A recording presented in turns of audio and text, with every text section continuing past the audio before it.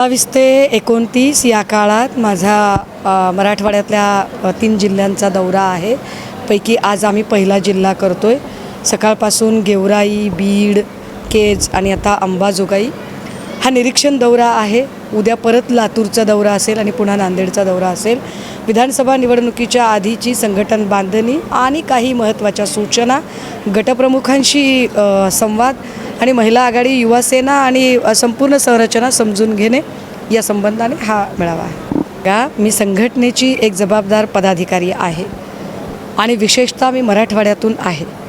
त्यामुळे मराठवाड्यात माझे शिवसैनिक जे वर्षानुवर्ष काम करतात त्या प्रत्येकाला लढावंसं वाटणं हे फार स्वाभाविक आहे.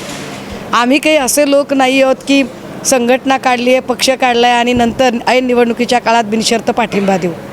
आम्ही लढण्यासाठी, निवडणुका लढण्यासाठी म्हणून पक्ष बांधणी करतो आणि त्याच अनुषंगाने बीडमधल्या या 3 जागांवरती आम्ही आमची मागणी वरिष्ठांकडे ठेवली आहे. गेवराई आणि माजलगाव आणि केज या 3ही जागांच्या संदर्भाने आम्ही आमची मागणी वरिष्ठांकडे. नाही, पवारसाहेबांची ताकद कोण नाकारते, परंतु जेव्हा आम्ही म्हणतो की ही संयुक्त कुटुंब आहे, जॉईंट फॅमिली आहे, तर त्यावेळेला सगळे भाऊ समान वाटा मागणार झाले आणि सगळ्या भावांना समान वाटा देणं ही या महाविकास आघाडीचे ज्येष्ठ नेते म्हणून ही जबाबदारी आदरणीय पवारसाहेबांचीही असेल आणि सन्माननीय उद्धवसाहेबांचीही असेल.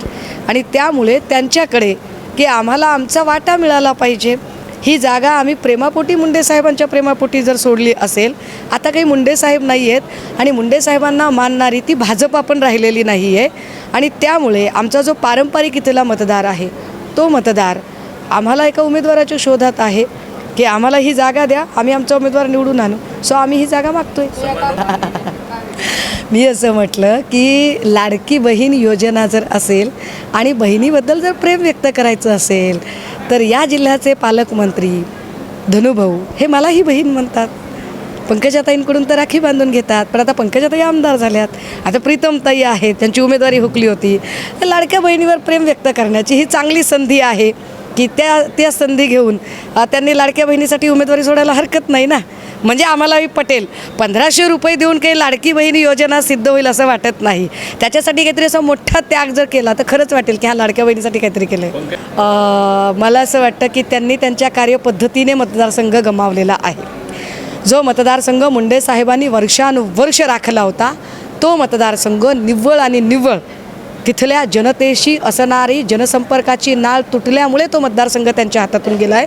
असं काही नाही की तो मतदारसंघ त्यांच्याकडे नव्हता. तो मतदारसंघ मागच्या वेळेला त्या लढल्याच ना. पण आता धनंजय मुंडेजी हे अजितदादा गटात आहेत आणि सिटिंग MLA ज्याचा त्याला जागा, या न्यायाने ती जागा आता ऑब्व्हियसली ही पुन्हा एकदा धनुभाऊंकडे जाणार आहे. तर त्यामुळे तो फॉर्म्युला आहे. त्या फॉर्म्युल्यात मतदारसंघ गमावला असं काही नाही.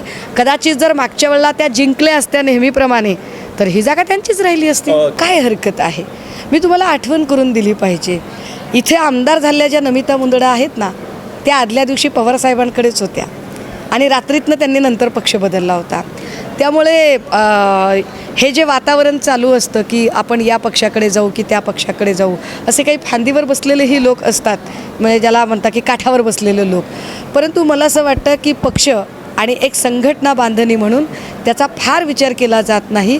वर्षानुवर्ष जे निष्ठावंत आहेत, उदाहरणार्थ समजा राष्ट्रवादी काँग्रेसचा विचार करायचा झाला तर मला नाही वाटत की इतर कोणाचा विचार केला जाईल. कदाचित प्रथम प्राधान्याने पृथ्वीराज साठे यांचा निष्ठावंत म्हणून त्यांचा विचार केला जाऊ शकतो. त्यात काय नाही, आपण पण दावा केलेला बद्दलचं उत्तर दिलंय. आपण पण आता या ठिकाणी दावा केलेला आहे. नाही, मी माझा दावा केलाय. माझे उमेदवार मी सांगेन ना, जेव्हा मला जागा मिळेल तेव्हा माझे उमेदवार सांगेन.